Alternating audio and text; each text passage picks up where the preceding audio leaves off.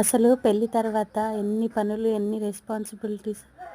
పెళ్లి కాకముందు అమ్మ వాళ్ళ ఇంట్లో చాలా గారాబంగా పెరిగిన అమ్మాయి అత్తారింటికి వచ్చిన తర్వాత అన్ని పనులు చేయాలంటే చాలా కష్టం కదా.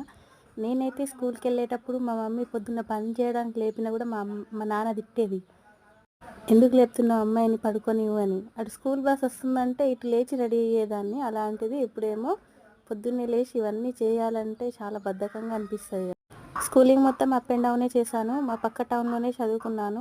మా ఊర్లో ఫస్ట్గా ప్రైవేట్ స్కూల్లో చదువుకుంది నేనే, అది కాకుండా ఇంగ్లీష్ మీడియంలో. అప్పట్లోనే మా నాన్నగారు చదువు చాలా ఇంపార్టెంట్, నాలాగా నా పిల్లలు అవ్వకూడదనే ఉద్దేశంతో మా ముగ్గురిని, ఇద్దరు తమ్ముళ్ళని నన్ను మనీ పెట్టి మరీ ప్రైవేట్లో చదివించారు. నేను ఒక్కదాన్నే 10th వరకు ప్రైవేట్లో చదువుకున్నాను. తమ్ముళ్ళు ఇద్దరిని 6th క్లాస్లోనే గవర్నమెంట్లో వేసేశారు. 10th తర్వాత మా నాన్నకేమో నేను డాక్టర్ అవ్వాలని ఇంటర్ తీసుకుందామని ఆల్రెడీ శ్రీ చైతన్యలో ఫీజు కట్టి మరీ అడ్మిషన్ తీసుకున్నారు. కానీ నాకేమో నేను వేరే రూట్లో వెళ్తే బాగుంటుంది అనేసి, డాక్టర్లు ఇది అంతా మన వల్ల కాదనేసి నేనేమో డిప్లొమా తీసుకున్నాను.